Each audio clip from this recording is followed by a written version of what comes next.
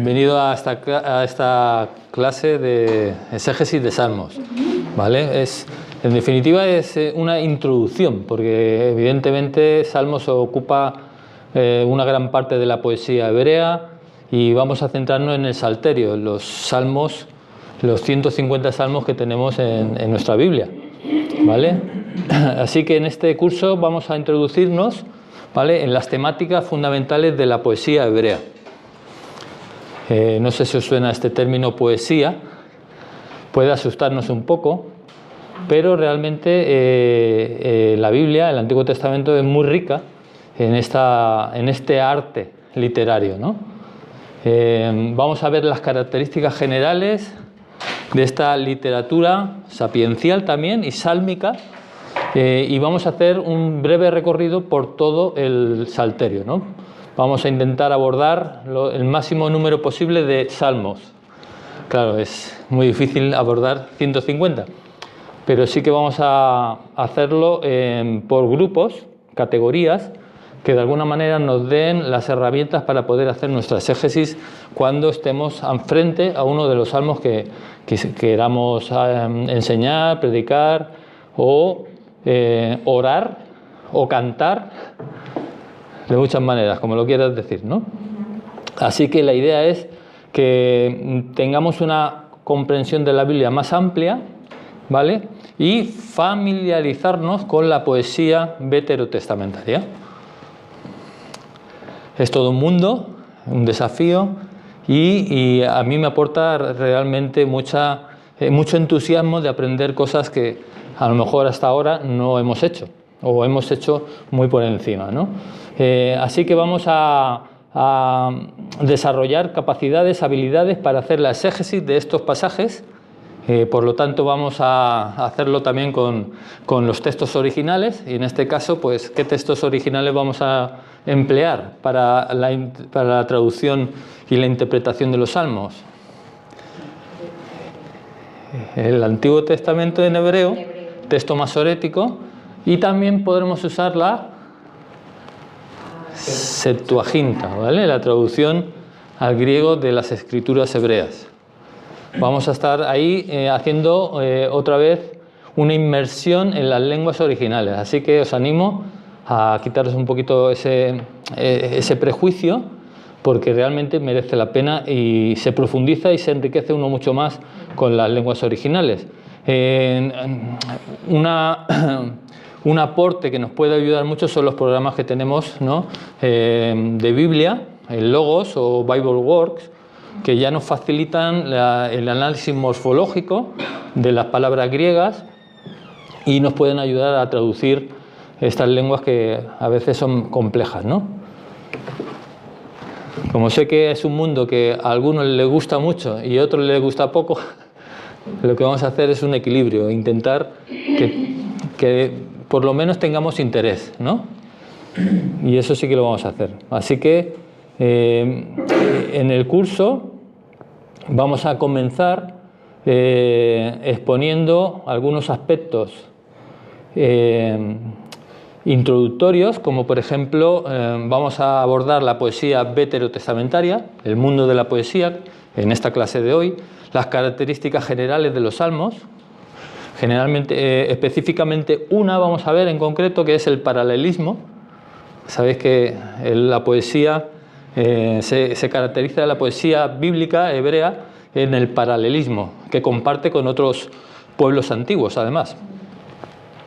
Y lo vamos a abordar, ¿no? Entonces vamos a hacer un breve recorrido por la exégesis de los salmos, especialmente pues viendo algunos de los grupos y las categorías que vamos a ver, y acabaremos con una perspectiva de los salmos en el Nuevo Testamento, porque ya sabéis que los autores del Nuevo Testamento pues también hacen mucha alusión a los salmos.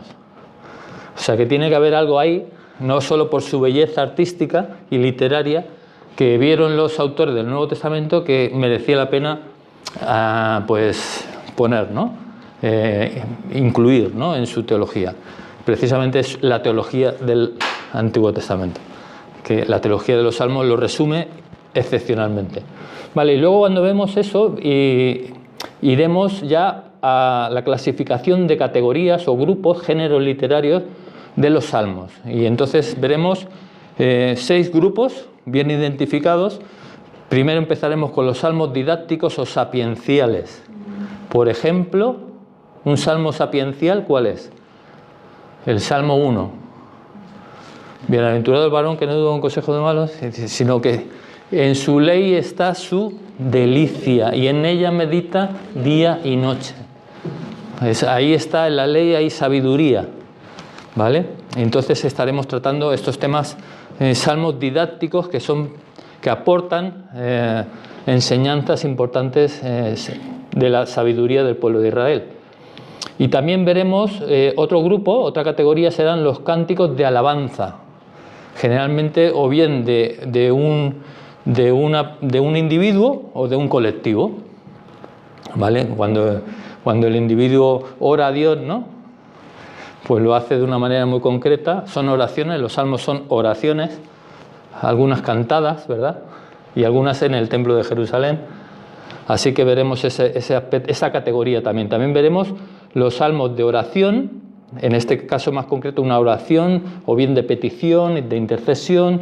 Luego veremos los que se llaman los salmos reales que tienen que ver con el rey, ¿vale? Entonces ahí veremos algunas características importantes. También veremos los salmos de Sión. ¿Sabéis lo que es Sión? El monte donde está Jerusalén y el templo donde habita Yahvé. Y veremos ahí también esos salmos y también salmos de festividades y litúrgicas. Vale, más cosas. Así que en estos grupos veremos algunos ejemplos de salmos con la idea de analizarlos, estudiarlos y sacar las herramientas para que podamos nosotros, por nuestra cuenta, hacer lo mismo con otros salmos, ¿vale? Que nos sirva de modelo para hacer nuestra exégesis en otros salmos, ¿vale? Y ahí estaremos trabajando, pues lo que hemos dicho, especialmente, bueno, ahora explicaré cómo va a ser el trabajo. También como trabajos de la clase vamos a hacer fichas de lectura basadas en este libro. Todo un clásico y todo un, bueno, no sé cómo decirte, es un excelente libro. Es Hans Joachim Kraus, ¿vale? Incluso nos lo han dicho ya muchas veces, ¿vais a usar Kraus? Vamos a usar Kraus, ¿vale? Es un experto y por lo tanto este libro es uno de mis preferidos de mi biblioteca. Esto es oro en paño, ¿vale? Porque habla de la teología de los salmos. Y de esta teología se puede sacar, digamos, un resumen completo y profundo a la vez de toda la teología del Antiguo Testamento, porque está basada, los salmos, en el fondo, en la vida del pueblo de Israel, de su relación con Dios, y por lo tanto esa teología está también por todo el Antiguo Testamento. Así que el que sabe teología de los salmos, también sabe teología del Antiguo Testamento. Y este libro es muy completo y muy recomendable. Así que de aquí vamos a sacar, creo, si no me equivoco, 1, 2, 3, 4, 5, 6 fichas de lectura. Y el trabajo final sí que va a ser un poco exigente. Y ese trabajo final constará de, pues, un trabajo de 3.000 a 4.000 palabras, máximo 12 páginas. Y en ese vamos a incluir, pues, una breve introducción del Salmo. Vamos a traducir el Salmo en lo posible, desde el griego o desde el hebreo, en este caso hebreo. Vamos a traducir nuestra propia traducción y la vamos a ir comparando quizá con otras versiones. Vamos a hacer un bosquejo del Salmo usando oraciones gramaticales completas. Luego vamos a ver lo que se llama género literario y el Sitzin Leben, el contexto vital donde nace ese Salmo, o por lo menos si es posible averiguar dónde nació ese Salmo, bien vinculado al templo de Jerusalén, bien vinculado al rey, a la entronización del rey.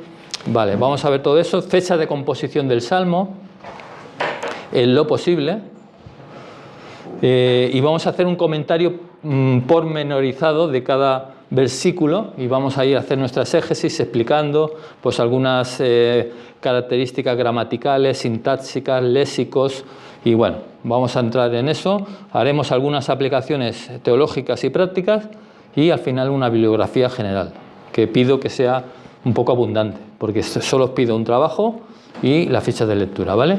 Como bibliografía, pues bueno, vuelvo a repetir, Krauss, Teología de los Salmos, y también él tiene 2 tomos que son los Salmos. 2 tomos. También tenemos a Luis Alonso Schockel, que tiene también 2 tomos de los Salmos. Y también es el que tradujo o elaboró la Nueva Biblia Española, en colaboración con Mateos en el Nuevo Testamento, y es una Biblia muy interesante en la poética, porque Alonso Schockel es un especialista, un hebraísta especialista en la poesía, ¿vale? Tiene también otros libros, Manual de Poesía Hebrea, que también está aquí incluido en este libro de Hermenéutica de la Palabra. ¿Qué más?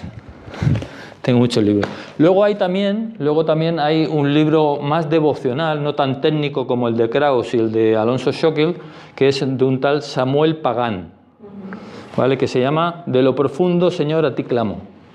Introducción y comentario al libro de los Salmos. Muy interesante, un aspecto más espiritual. Ya no profundiza en los aspectos más técnicos, gramaticales o sintácticas, sino que va más un poquito por este aspecto espiritual. Y este aporte está muy interesante porque si tenemos lo técnico y lo espiritual, pues entonces nuestra interpretación va a ser mucho más objetiva, ¿vale?